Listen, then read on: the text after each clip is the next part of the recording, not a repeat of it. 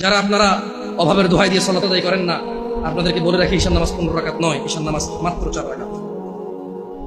আমি এই আমার নাঙ্গলকোটে আমার গ্রামে এসে মুরব্বীদেরকে জিজ্ঞেস করেছি, বলেছি যে ঈশান নামাজ 15 রাকাত কিভাবে? বললাম দাদা ঈশান নামাজ কেমনে 15 রাকাত? ওই বড় সুন্নত সাহেব ফরজ সাহেব কত হয়েছে? বললাম 8। কত দর সুন্নত 2 রাকাত কত হয়েছে? বললাম 10। নফল 2 রাকাত 10। বললাম দাদা এটা ধরতে না কাকা, নফল কেন ঈশা ধর নাই? নফল তো নফল নিজেই নামাজ, এটা ঈশা কেন?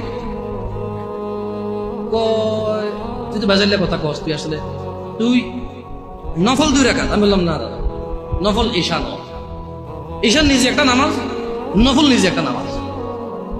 ঈশা কেমন 2 রাকাত হয়? নফলের কি সীমা আছে নি? এ ব্যথাগার মানুষ, নফলের কি সীমা আছে?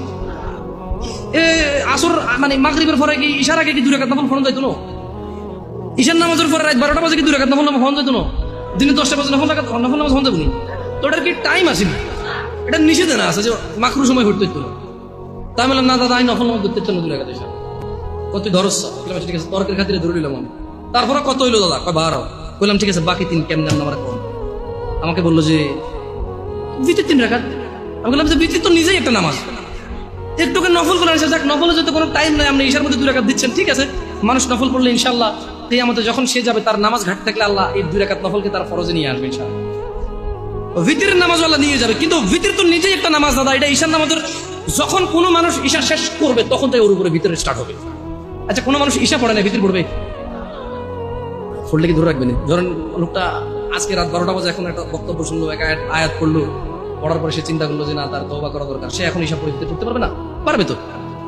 কিন্তু আমি বলতে চাই বেতাকার জনসাধারণকে, ও বেতাকার জনসাধারণ, তোমরা যেই নামাজটাকে তোমরা আদায় করো না, তা তোমাদের ইসলামকে টিকিয়ে রাখার খুঁটি।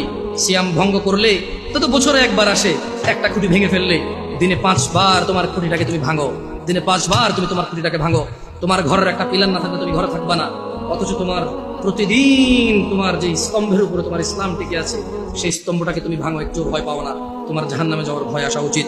জেনে রাখো, তুমি দিনে 17 রাকাত নামাজ এবং রমজানের রোজা দিয়ে শুরু করো। রোজা রাখলে আল্লাহ তোমার তাকওয়া বৃদ্ধি করবে। সিয়াম পালন করো, তুমি রমজান মাসের রোজা ভাঙিও না। জেনে রাখো, তুমি যদি একটা রোজা ভাঙো, একটা রোজার কাফারা লাগাতার 2 মাস রোজা, লাগাতার, মধ্যখানে বিরতি দেওয়া যাবে না। লাগাতার 2 মাস রোজা থাকলে একটার বদলে কাফারা হবে। এরপরে যথেষ্ট নয় এই কাফারা, এই 2 মাস লাগাতার রোজা থাকার পরে আল্লাহর কাছে মাপ চাইতে হবে তুমি বিনা কারণে কেন রোজাটা ভাঙলে। এরপরে কিয়ামত পর্যন্ত, বিচার মাঠ পর্যন্ত অপেক্ষা করা লাগবে এটা জানার জন্য যে তুমি যে তওবা করেছো এই তওবা আল্লাহ কবুল করেছে কিনা। কত ভয়ানক একটা ব্যাপার না? রোজা রাখবা ইনশাআল্লাহ।